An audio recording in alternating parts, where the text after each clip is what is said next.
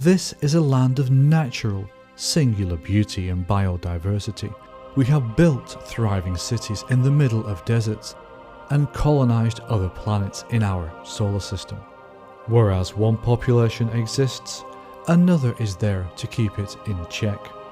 It is a fine balance, a cycle of life, death and rebirth, the inescapable truth. From dust we came and to dust we shall return.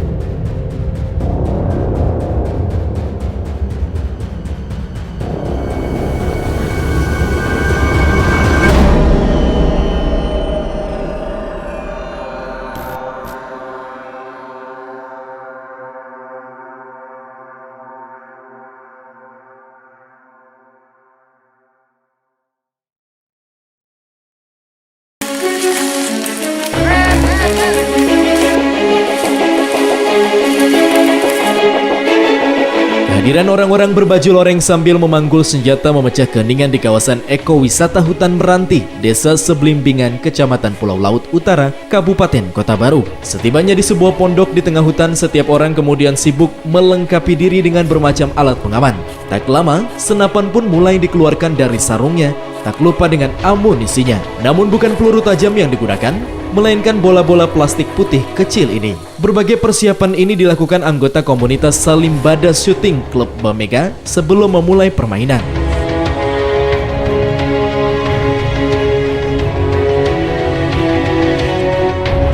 Para pemain kemudian dibagi menjadi dua kelompok. Biasanya setiap game memiliki skenario, misal merampas senjata atau merebut benteng. Jika pemain sudah menempati posisi masing-masing, perang pun siap dimulai. Tapi ada aturan main yang harus dipatuhi, yakni tidak boleh menembak pada jarak kurang dari 5 meter. Dan setiap pemain dituntut jujur jika terkena tembakan lawan. Biasanya rutin setiap minggu latihan dari jam 10 sampai jam 2 siang. Teman-teman di sini seluruhnya homogen, jadi ada dari pegawai negeri, karyawan swasta, dari anggota Satpol PP dan lain-lain. Kami di sini hanya game, fun, dan menyalurkan hobi. Selain di kawasan ekowisata Hutan Meranti, sesekali suasana medan perang bisa diganti menjadi peperangan terbuka dengan mengambil lokasi di pantai Gedambaan. Komunitas SSC Bamega sendiri mulai memasyarakatkan permainan airsoft gun di Kota Baru sejak awal tahun 2016 tadi. Tim Liputan, Duta TV, Kota Baru.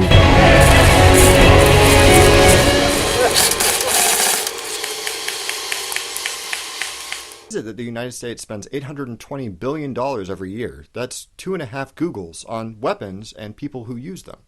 Well, part of the answer has to do with game theory. It sounds like what happens when somebody takes a half hour to take a turn in Risk, but game theory is actually a field of mathematics dedicated to analyzing complex situations and determining the best choices for players in those situations. For example, let's say that you're a prisoner and the warden has offered you a deal. If you rat out a fellow prisoner for bad behavior, then you'll get set free and she'll get her sentence extended. But she secretly gets the same offer, and if you both end up ratting each other out, then you'll both end up with extended sentences. However, if you both manage to keep your traps shut, then you'll both get out a little bit earlier than you would normally. How are you supposed to decide what to do if you can't be sure what she's going to do? The answer is actually really complicated. This is a classic example of game theory called the prisoner's dilemma.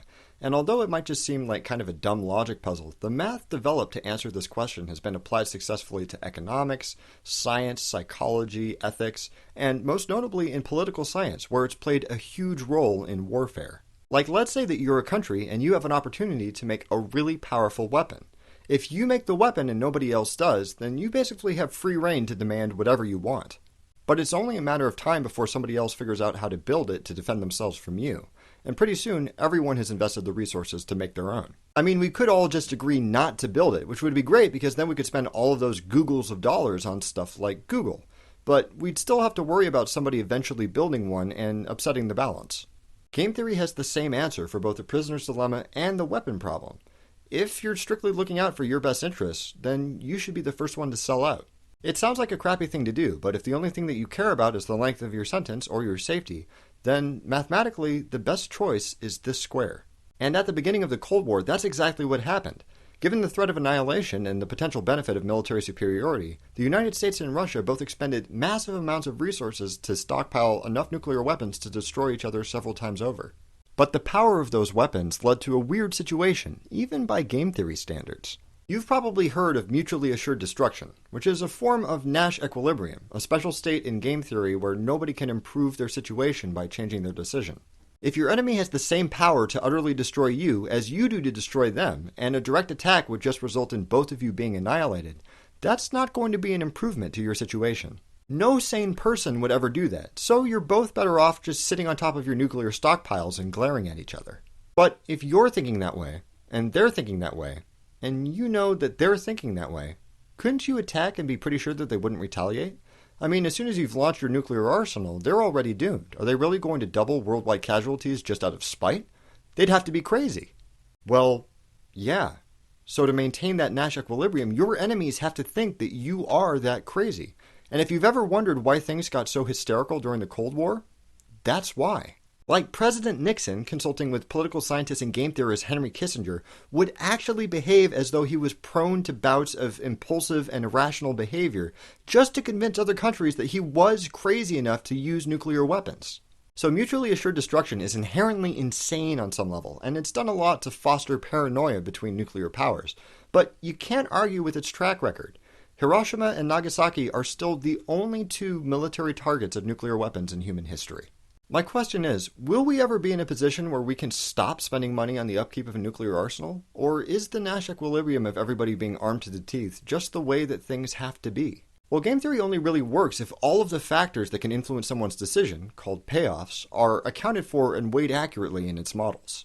Like if everyone playing a game of Monopoly only cared about how much money they had at the end of the game, and played according to a perfect algorithm that maximized their income and minimized their risk, the game would be very long and very boring. But thankfully, people who play Monopoly care about more than that. They value entertainment and drama and laughing about getting stuck in jail repeatedly and finishing before dinner, so that algorithm doesn't always apply. In a similar vein, despite the fact that game theory clearly dictates that the prisoners in the prisoner's dilemma should rat each other out, studies on real prisoners show that they're actually more likely to keep their mouths shut. Why? Well, maybe they're thinking about retaliation from other prisoners, or they don't trust the warden, or maybe there is loyalty among thieves. If the game theory model for the nuclear arms race during the Cold War had some other payoffs besides military superiority or absolute destruction for the US and the USSR, maybe it would play out differently. Or maybe military force won't always be the bottom line. In a post-scarcity world or an artificial reality where everybody can have anything that they want, maybe there